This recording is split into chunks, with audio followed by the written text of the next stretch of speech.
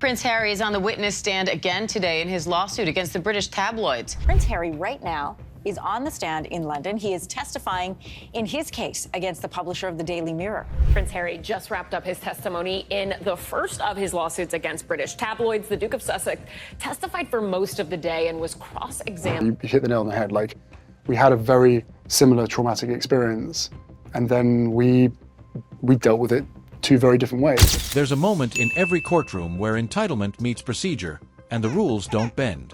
Prince Harry walked into the High Court in London believing his pain was proof, that his certainty was evidence, that the institution that raised him to expect deference would extend that deference into a system built on documentation, precedent, and the burden of proof. It didn't. And what happened next wasn't just a legal battle. It was a psychological reckoning. My wife and I were moving on. Harry is suing Mirror Group newspapers for alleged phone hacking and unlawful information gathering between 1996 and 2011. He claims journalists accessed his voicemails, bribed officials, and used private investigators to surveil him during some of the most painful periods of his life. His teenage years, his mother's death, his early relationships, his military service. He's not wrong that the tabloid industry in Britain was corrupt. That's been proven. Dozens of settlements, criminal convictions, public inquiries. The culture was rotten. But in court, it's not enough to say the industry was rotten. You have to prove they did it to you. Specifically, with dates, with records, with something more than memory and moral certainty.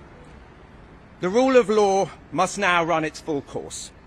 Prince Harry and Tom Watson join others in calling for the police and Parliament to investigate not only the unlawful activity now finally admitted, but the perjury and cover-ups along the way.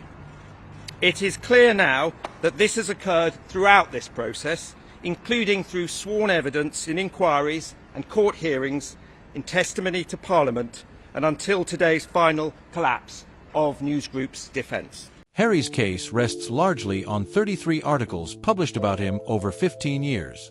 He believes these articles could only have been written using unlawful methods, that the information was too private, too specific, too intrusive to have come from legitimate sources. And he may be right.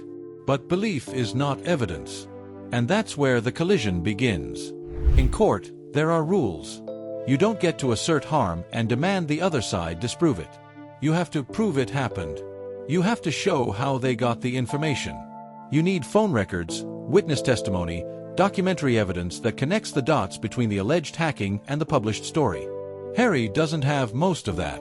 What he has is suspicion, pattern recognition, emotional conviction, and a lifetime of being told that his perspective matters more than process. His testimony lasted 8 hours over 2 days in June 2023. He was the first senior royal to take the witness stand in over a century. That fact alone should tell you how unusual this is. Royals don't do this. They settle. They stay silent. They let the institution absorb the damage. But Harry insisted. And what happened in that courtroom is instructive. He's not in a position to comb through how they obtain their information, but he knows that he was in locations where no one should have known, and that paparazzi showed up. He was questioned by Andrew Green, the barrister representing Mirror Group. Green is calm, methodical, and unbothered by status. He doesn't cross-examine like a prosecutor trying to destroy a witness. He cross-examines like an accountant reviewing a ledger. Where's the proof? What's the source? How do you know? And over, Harry's answers are some version of, I just know. It had to be hacking. There's no other explanation. But there are other explanations. Palace staff. Friends who talked. Public schedules. Paparazzi. Educated guesses based on publicly available information. None of that means hacking didn't happen. It just means you can't assume it did without proof. And Harry struggles with that distinction. He's not lying. He genuinely believes what he's saying. But belief, in a courtroom, is not enough. Green walks him through articles. One claims Harry was planning to stay at a friend's house. Harry insists that information could only have come from hacking.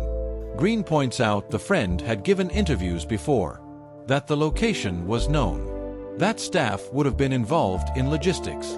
Harry dismisses this. He's certain. He was there. He knows what was private. But the law doesn't care what feels private. It cares what can be proven. Today, a judge in the High Court in London has ruled on various cases, including Prince Harry's claim against Mirror Group newspapers, where I was an editor until 2004. The judgment finds there is just one article relating to the Prince, published in the Daily Mirror during my entire 9-year tenure as editor, that he thinks may have involved some unlawful information gathering.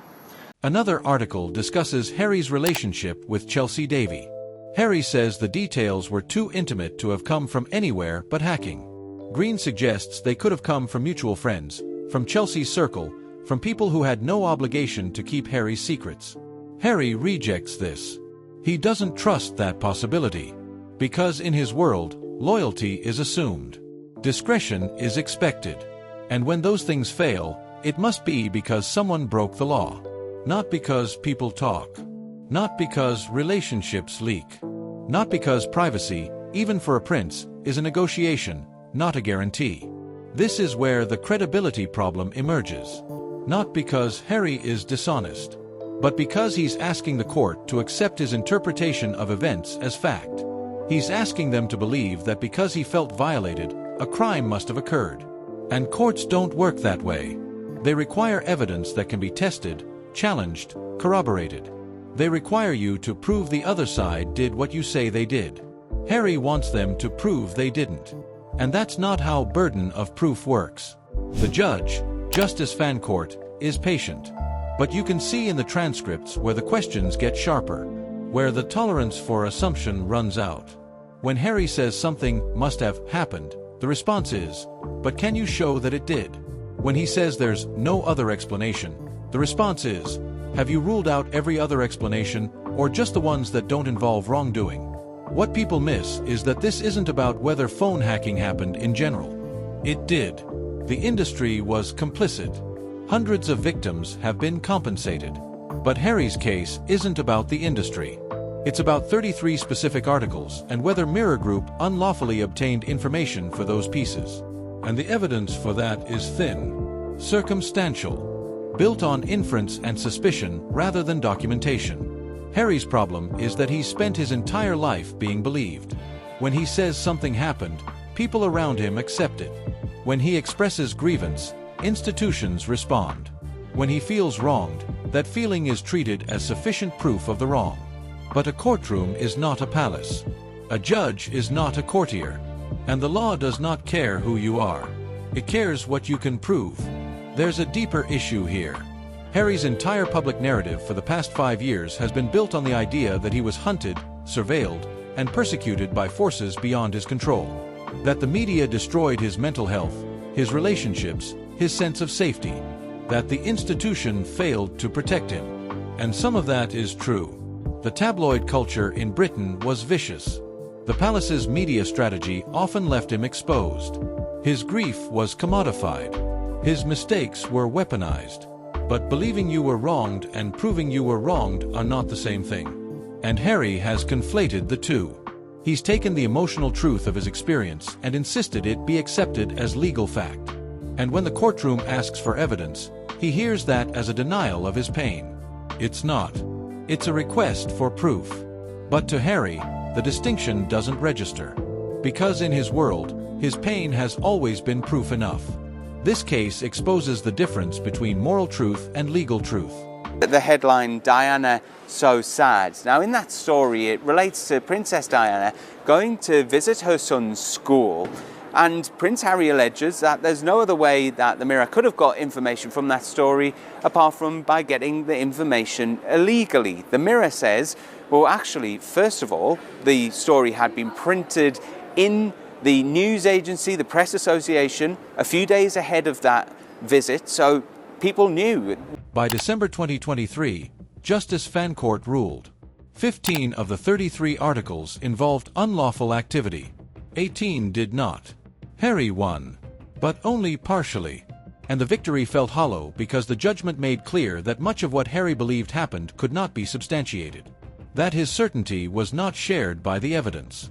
That the institution he was fighting had not been conclusively proven to have wronged him in the ways he insisted they had. Harry's lawyer called it a vindication. Harry himself said it proved the corruption he'd always known existed. But the ruling was more ambiguous than that. It said, some of this happened. Not all. Not as much as you think. Not in every case. And the gap between what Harry believes and what the court could confirm is the story here. Because what happens when someone raised to be believed enters a system that requires proof? They learn that power has limits. That grievance, no matter how sincere, is not self-evident. That memory, especially memories shaped by trauma and anger, is not documentation. And that being a prince does not make you immune to the rules everyone else has to follow.